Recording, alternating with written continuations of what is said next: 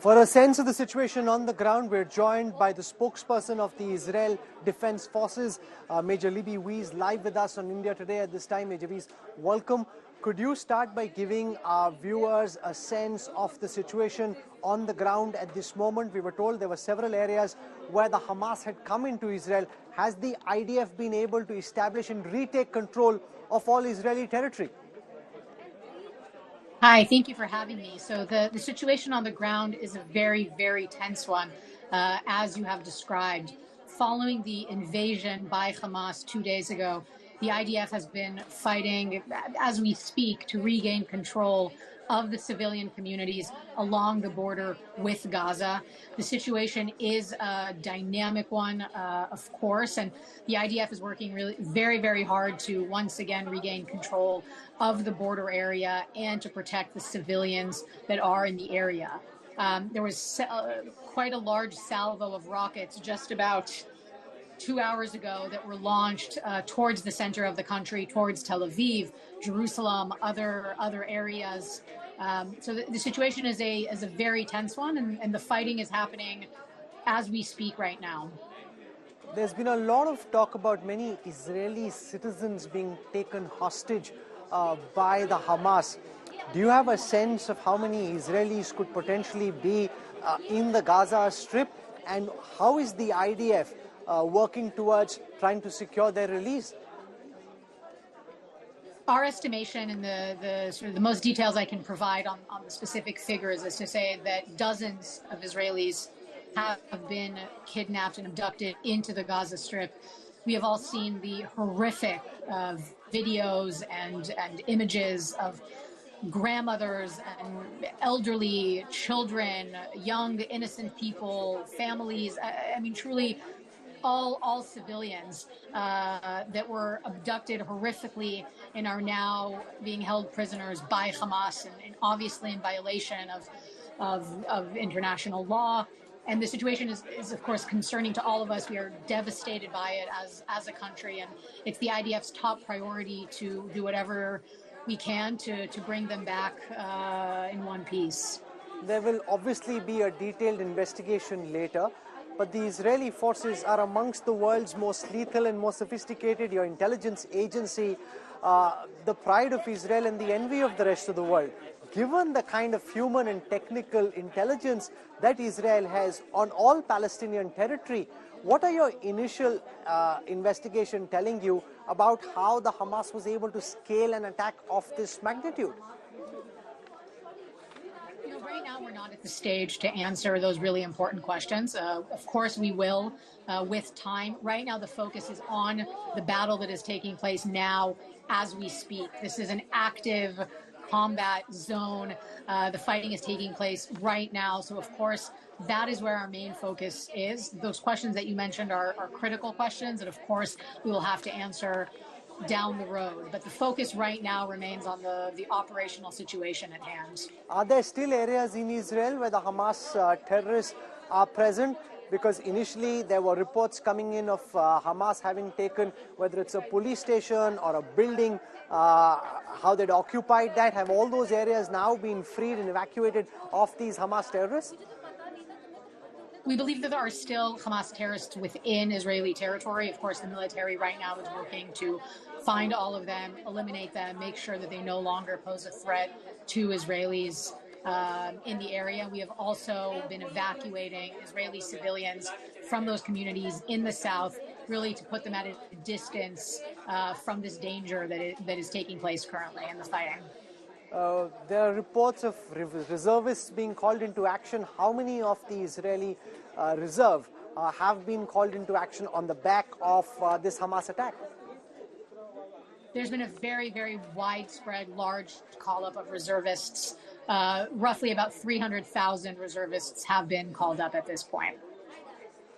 Do you think that things are building towards a ground invasion of the Gaza Strip? You will not be, of course, able to give us too many details, but do you think, given what Hamas did on Israel, taking over Gaza is the one option that Israel really now needs to exercise?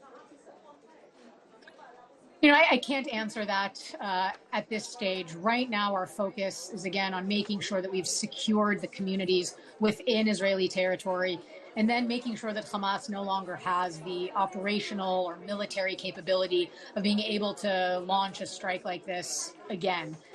Any decision about escalating will be something that the government will have to make, and it's a dynamic situation, and we understand that there are all options on the table at this stage. But right now, our focus is on what is taking place right now.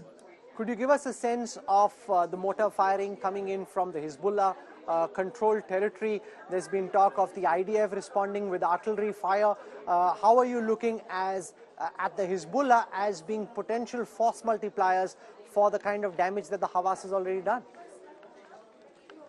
Well, correct. Yesterday morning, Hezbollah launched several mortars into Israel. The Air Force responded with strikes on Hezbollah targets.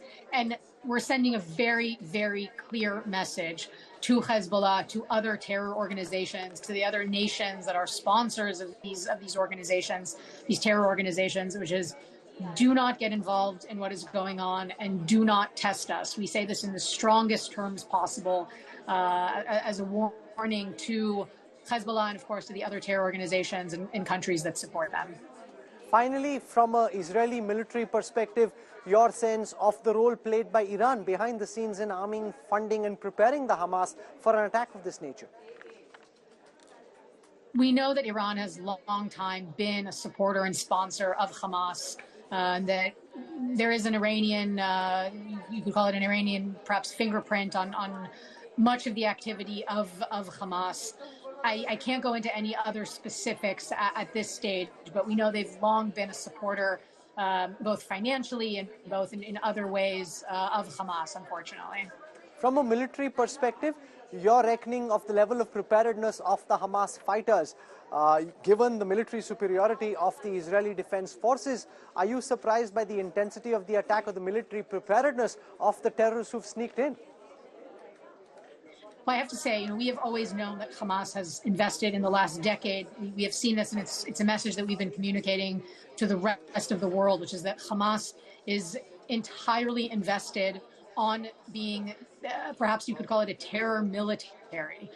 They are very well organized, very well funded, millions and millions of dollars that they have put into their terror operations, into weapons, into research and development. And this is not a small few people creating something in the garage of a home somewhere in the Gaza Strip. This is a very advanced terror organization looking to wreak havoc, and that is exactly what we are seeing now, unfortunately. As Israel counterattacks across the Gaza Strip, the reports coming in of some innocents becoming casualty as well. Are you taking efforts to ensure that it's really the high-value Hamas terrorists who are being targeted, or do you think that some ordinary Gazans suffering is now an inevitable consequence of the Hamas attack? Our targets have always been and remain only Hamas military assets within the Gaza Strip.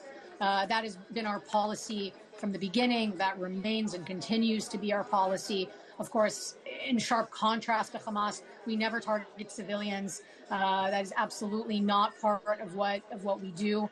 But we also know that Hamas, for years, has invested and placed their assets within a very densely populated civilian community within the Gaza Strip. And of course, our focus is only on striking Hamas targets within the Gaza Strip. Major Libby, Weiss, thoughts and prayers are with the people of Israel for joining us and giving us an update on the current situation on the ground. Thank you very much. We wish you all the best. Thank you, ma'am. Thank you.